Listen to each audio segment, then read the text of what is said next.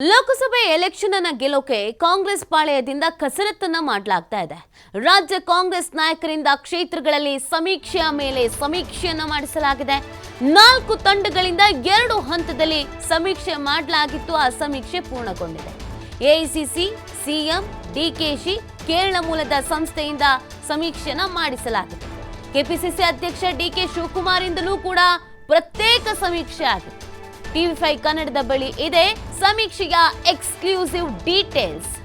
ನೋಡಿ, ಲೋಕಸಭಾ ಚುನಾವಣೆ ಬರ್ತಾ ಇದೆ. ಎಲ್ಲಾ ಪಕ್ಷಗಳು ಕೂಡ ತಮ್ಮದೇ ರೀತಿಯಾದಂತ ತಯಾರಿಯನ್ನ ಸ್ಟ್ರಾಟಜಿಯನ್ನ ಮಾಡ್ಕೊಳ್ತಾ ಇದೆ. ಈಗ ಕಾಂಗ್ರೆಸ್ ಇಲ್ಲಿ ಅಧಿಕಾರದಲ್ಲಿ ಇದೆ. ವಿಧಾನಸಭಾ ಚುನಾವಣೆಯಲ್ಲಿ ಬಂದಂತ ರಿಸಲ್ಟ್ ಲೋಕಸಭಾ ಚುನಾವಣೆಯಲ್ಲಿ ಬರುತ್ತಾ? ಅದು ಪ್ರಶ್ನೆಯಾಗಿ ಉಳ್ಕೊಂಡಿದೆ.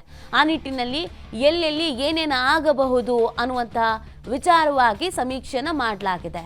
ಹಾಗಿದ್ರೆ ಯಾವ ಹಂತದಲ್ಲಿ ಎಷ್ಟು ಸೀಟ್ ಸಿಗುತ್ತೆ? ಮೊದಲ ಹಂತದ ಸಮೀಕ್ಷೆಯಲ್ಲಿ 6ರಿಂದ 7 ಸ್ಥಾನಗಳ ಗೆಲ್ಲುವ ಬಗ್ಗೆ ಉಲ್ಲೇಖ ಆಗಿದೆ. ಎರಡನೇ ಹಂತದ ಸಮೀಕ್ಷೆಯಲ್ಲಿ 12 ಕ್ಷೇತ್ರಗಳಲ್ಲಿ ಗೆಲ್ಲುವ ಬಗ್ಗೆ ಉಲ್ಲೇಖ ಆಗಿದೆ. ಹೀಗಾಗಿ ಮುಂದಿನ ದಿನಗಳಲ್ಲಿ 16 ಕ್ಷೇತ್ರಗಳಲ್ಲಿ ಗೆಲ್ಲುವ ಲೆಕ್ಕಾಚಾರ ಸಮೀಕ್ಷೆಯಲ್ಲಿ ಇಟ್ಟಿದ್ದಂತ ಪ್ರಶ್ನೆಗಳು ಕೂಡ ಇದೆ.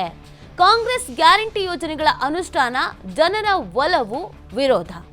ರಾಮ ಮಂದಿರ ನಿರ್ಮಾಣದ ಬಗೆಗಿರುವ ಜನರ ಒಲವು ವಿರೋಧ. ಕೇಂದ್ರ ಸರ್ಕಾರ ಹಾಗೂ ವೈಫಲ್ಯಗಳ ಬಗ್ಗೆ ಜನರ ಒಲವು ವಿರೋಧ. ಭ್ರಷ್ಟಾಚಾರ, ನಿರುದ್ಯೋಗ ವಿಚಾರದಲ್ಲಿ ಇರುವ ಜನರ ಅಭಿಪ್ರಾಯ ಏನು?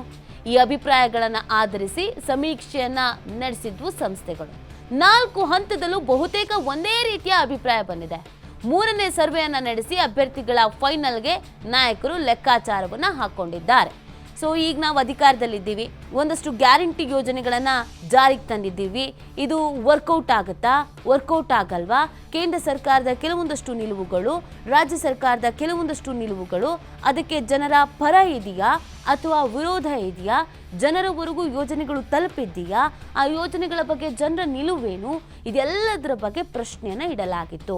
ಆ ಪ್ರಶ್ನೆಯ ಮುಖಾಂತರವಾಗಿ ಒಂದು ಸರ್ವೆಯನ್ನ ನಡೆಸಲಾಗಿದೆ. ಈ ಸರ್ವೆಯಲ್ಲಿ 4 ಹಂತದಲ್ಲೂ ಕೂಡ ಬಹುತೇಕ ಒಂದೇ ರೀತಿಯ ಅಭಿಪ್ರಾಯಗಳು ಬಂದಿದೆ. 3ನೇ ಸರ್ವೆಯನ್ನ ಮಾಡಿ ಅಭ್ಯರ್ಥಿಗಳ ಫೈನಲ್ಗೆ ನಾಯಕರು ಲೆಕ್ಕಾಚಾರವನ್ನ ಹಾಕೊಂಡಿದ್ದಾರೆ. TV5 ಕನ್ನಡದ ಬಳಿ ಎಕ್ಸ್ಕ್ಲೂಸಿವ್ ಆಗಿ ಈ ಸಮೀಕ್ಷೆಯ ರಿಪೋರ್ಟ್ ಏನು ಹೇಳುತ್ತೆ ಅನ್ನೋದ್ರ ಬಗ್ಗೆ ಮಾಹಿತಿಯನ್ನ ನಾವು ಹಂಚಿಕೊಳ್ತಾ ಇದ್ವಿ. ನೋಡಿ, ಕಾಂಗ್ರೆಸ್ ಇಲ್ಲಿ ಅಧಿಕಾರದಲ್ಲಿ ಇದೆ. ಲೋಕಸಭಾ ಚುನಾವಣೆಗೆ ಇಷ್ಟು ಸೀಟ್ಗಳನ್ನು ಗೆಲ್ಲೇಬೇಕು ಅಂತ ಕಾಂಗ್ರೆಸ್ನವರು ಪ್ಲಾನ್ ಮಾಡಿಕೊಂಡಿದ್ದಾರೆ. ಹಾಗಾಗಿ ಜನರ ಅಭಿಪ್ರಾಯ ಏನಿದೆ, ಅವರ ಮೂಡ್ ಏನಿದೆ, ಕೇಂದ್ರ ಸರ್ಕಾರದ ಕೆಲವೊಂದಷ್ಟು ನಿಲುವುಗಳು, ನೀತಿ, ಇದರ ವಿಚಾರ ಮತ್ತು ರಾಜ್ಯ ಸರ್ಕಾರದ ಒಂದಷ್ಟು ನಿಲುವುಗಳು, ಇದೆಲ್ಲದರ ಬಗ್ಗೆ ಜನರ ಬಳಿಗೆ ಪ್ರಶ್ನೆಯನ್ನ ಮಾಡಲಾಗಿದೆ. ಅವರ ಅಭಿಪ್ರಾಯ ಏನಿದೆ, ವಿರೋಧ ಇದೆಯೋ, ಪರ ಇದೆಯೋ, ಆ ಸಮೀಕ್ಷೆ ಏನು ಹೇಳುತ್ತೆ? ಭ್ರಷ್ಟಾಚಾರ, ನಿರುದ್ಯೋಗ, ಇದರಲ್ಲಿ ಜನರ ಅಭಿಪ್ರಾಯಗಳನ್ನು ಸಂಗ್ರಹಿಸಲಾಗಿದೆ. ಅದೆಲ್ಲವನ್ನ ಆಧರಿಸಿ ಈ ಸಮೀಕ್ಷೆಗಳನ್ನು ಸಂಸ್ಥೆಗಳು ಮಾಡಿದೆ. 4 ಹಂತದಲ್ಲೂ ಬಹುತೇಕ ಒಂದೇ ರೀತಿಯ ಅಭಿಪ್ರಾಯ ಬಂದಿದೆ.